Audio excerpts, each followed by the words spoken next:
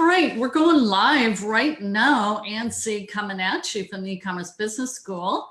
And I always want to make sure we get all our electrons hooking up first before I continue on. So I'm just looking at the page, and while you folks are rolling in, if you could all do me a favor and say, hey, Ann, I am here. And I'll happily greet and welcome you into today's Voice of E-commerce. So yes, we made it live. And we're talking about Amazon seller results from Black Friday through Cyber Monday and what we're going to call the cash cow. And specifically, we're going to hone in on local retail arbitrage. So again, greetings, welcome everybody. This is Ann Sieg. Welcome to the Voice of E-commerce, which is the broadcasting arm of the E-commerce Business School. And our goal is to display to the public we're real people with real problems. We'll talk about that in a moment. But we have a go-giving spirit and community that supports and empowers each other. So we're thrilled to have you here. And we are definitely going to help take your business to the next level with this edition of the Voice of E-commerce. Hey, this is really cool. I see lots of people coming in. Hey there, Kathleen. Hey there, Deanna. Hi, Candida. We've got one of your Texan women in the house there, Amber. And Rich, he says, coming in loud and clear. Beautiful. Yep. Hey, Candida. All right. This is going to be a fun call. And I'm going to talk about the can-do spirit. We have Amber Giese with me a second time for an interview. Welcome, Amber. Thank you for having me. I am so excited to talk about Q4. It really is happening. It really is happening.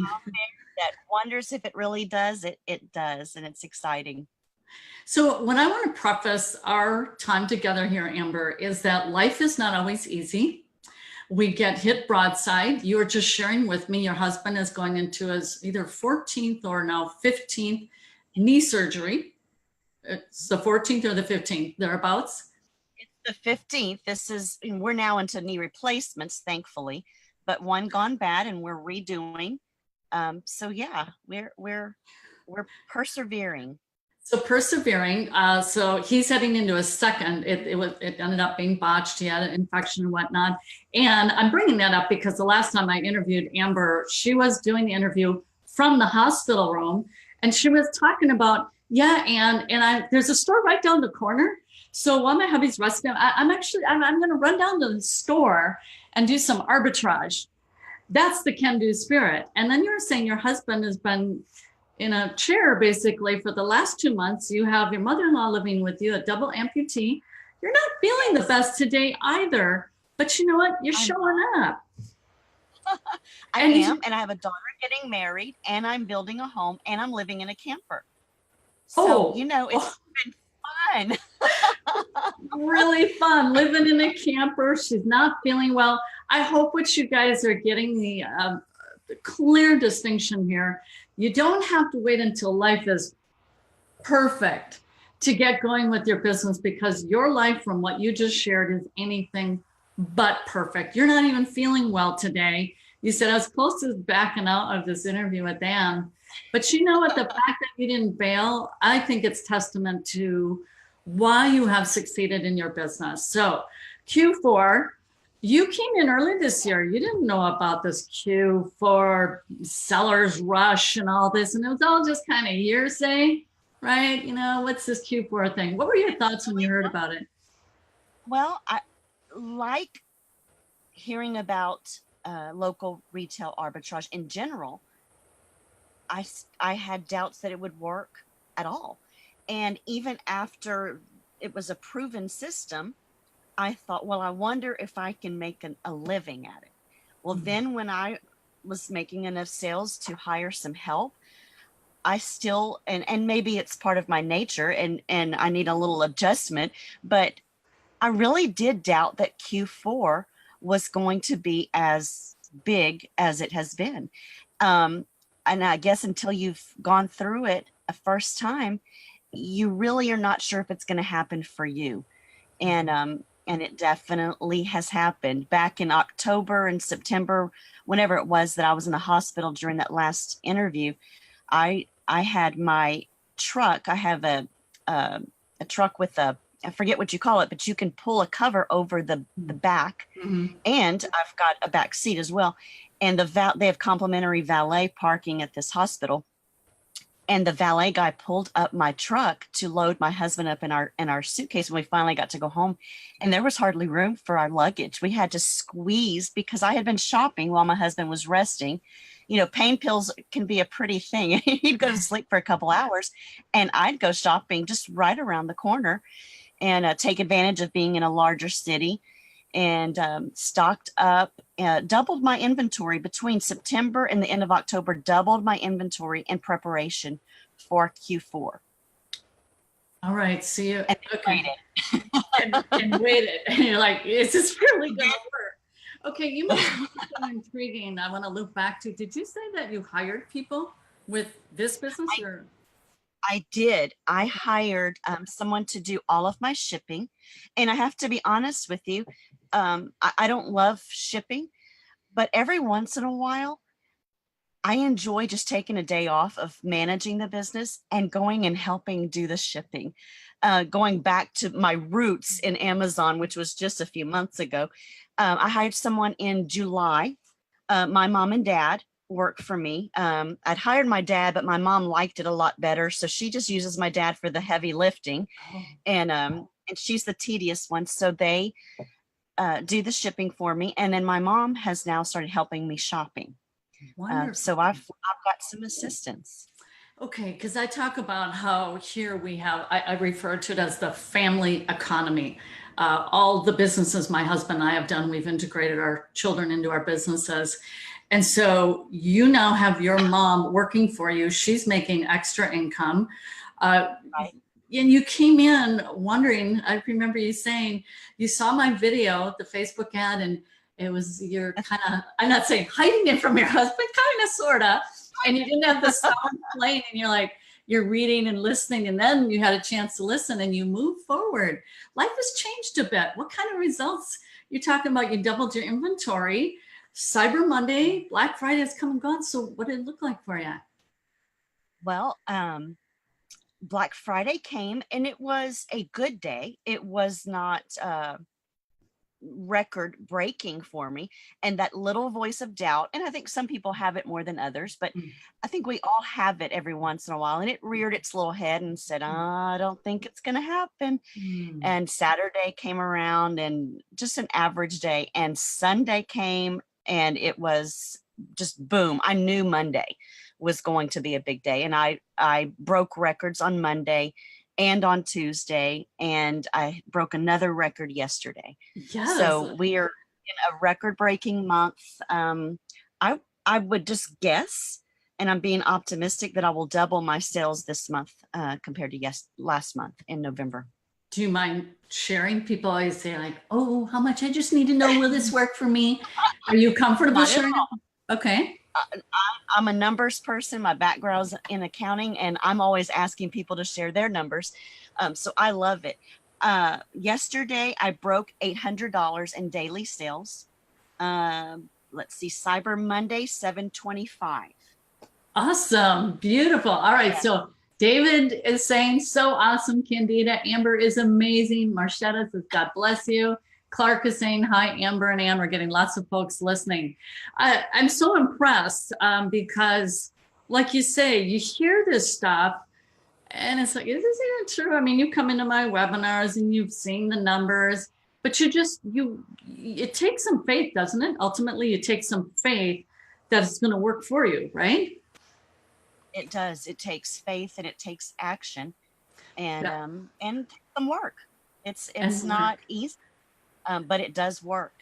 I see some of the newer members starting out, and right before Q4 getting very nervous and maybe discouraged about toys.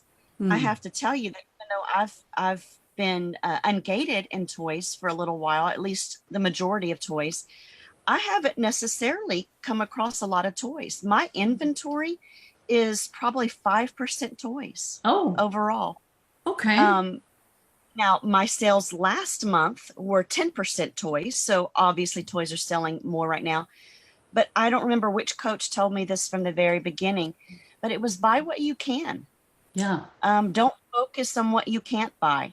Right. Um, Everything sells in Q4, and I'm proof of that. Everything sells in Q4. It doesn't have to be a gift item. It Right. doesn't have to be toys. Regular items that I think I'm curious. Why are people buying that during Yeah. Christmas? Yeah. I don't care. I'm just Right. excited. Doesn't matter. Exactly. No, no. So I also want to put into context, while you have a very busy life, a husband is down with an injury, been kind of, I don't want to say bedridden, but not able to do much for 2 months. You have your mother-in-law living with you, double amputee. You help take care of her. You got a daughter getting married. You're sick right now. And yet you kept forging ahead. You've got this wonderful, amazing can-do spirit. On top of all this, you're also doing print on demand. You're building out your own print on demand store while doing local retail arbitrage, which is building two businesses in tandem. How's that working out for you? It really is working out well because I have gotten the local retail arbitrage kind of running on its own. I get in there and I tweak inventory and I make some decisions, but it's running on its own. I'm maybe 20% involved in the day-to-day operations of that so that I can focus on print on demand. And I have hired part-time.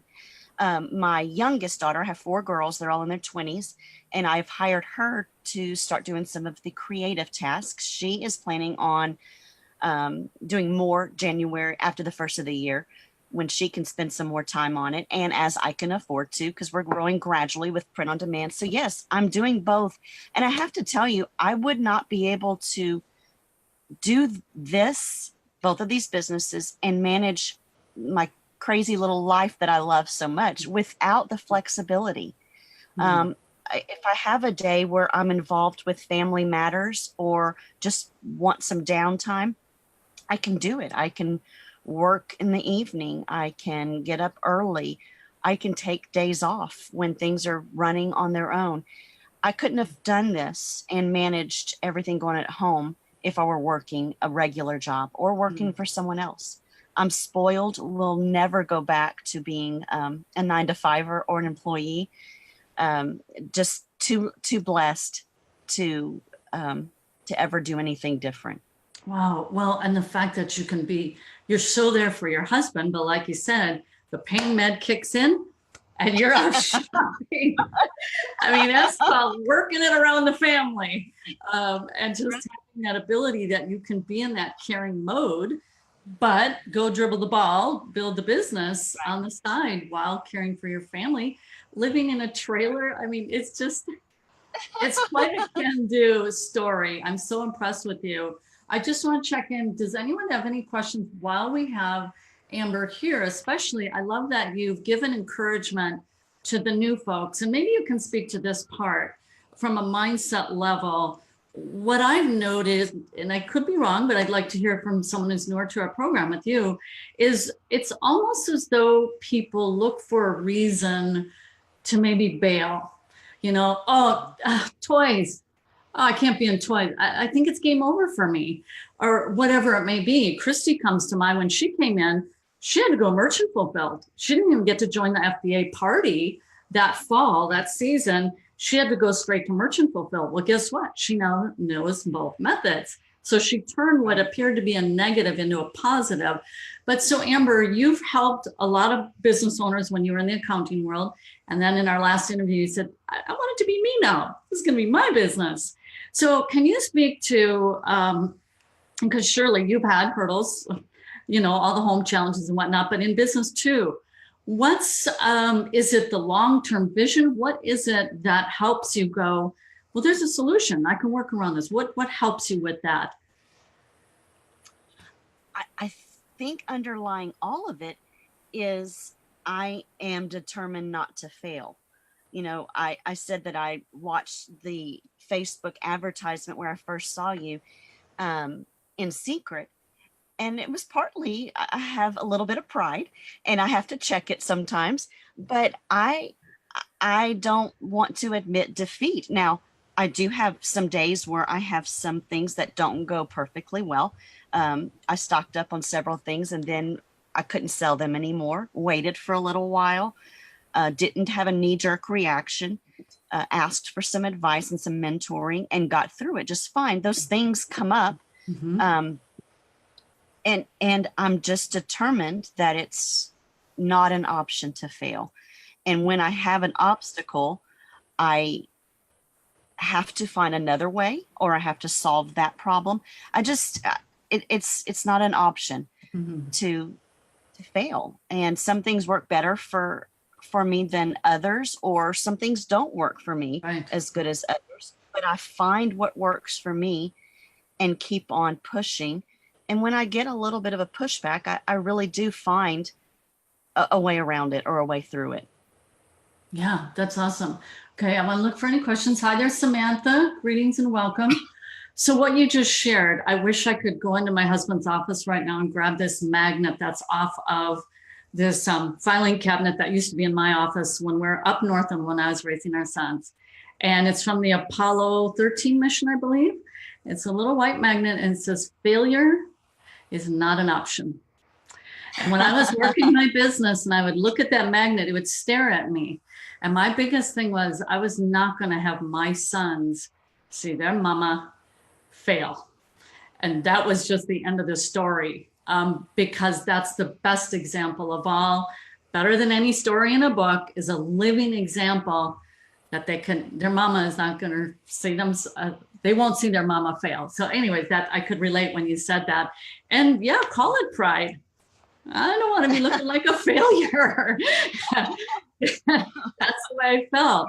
But any last, we'll give this a wrap here so you can rest up your throat and get healed and better. Last kind of tip or giveaway relative to having now gone through Black Friday and Cyber Monday. Will you approach next year any bit differently as a result? Just more of the same. I've already thought about how I could handle Q4 a little bit. Well, in addition to what I've done this year, I want to have some private label products out there before October next year. I have no idea what I'm talking about when I say that.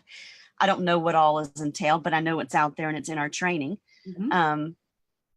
Definitely. There's one other thing I wanted to mention. Someone asked me on Facebook page one time how many hours I put in a day, and they said it sounds like you spend a lot. And at that time, I really had been spending 10 hours or so a day. They were 2 or 3 hours here and there, and I was doing it because I enjoyed it.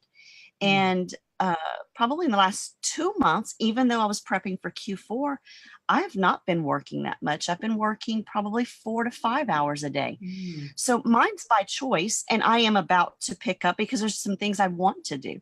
But I was working 10 to 13 hours a day because I wanted to grow fast. And in other words, it was by choice. It's not a requirement. You can grow slow. You can work it part-time in between all the craziness of your own life, or after hours or on weekends. It's very possible. I just wanted to grow faster. So this is something that doesn't have to be working 10, 13 hours a day, 6 days a week. It's really optional. It works either way, just on a larger scale, the more hours you put in and the more effort you put into it. Yeah, awesome. Makes perfect sense. Judith here is saying, Amber Giese, you're someone to look up to, and I do. Thank you, she says. So thank you very much. Well, and I have 4 girls I'm modeling for, and we've not always had good times. And I was a stay-at-home mom for most of their childhood. So it's my opportunity to model for them just what you said a minute ago, how to be a successful entrepreneur and how to overcome obstacles when they happen, because they will. And I enjoy letting my daughters watch me through this journey and including them in it as well. So that's anyway, awesome. thank you for Yes, thank you. I hope you get better soon. Best to your husband in his 15th surgery. All right. Sending prayers and love to you during the holidays. Thank you so much, Amber. All right. Bye-bye.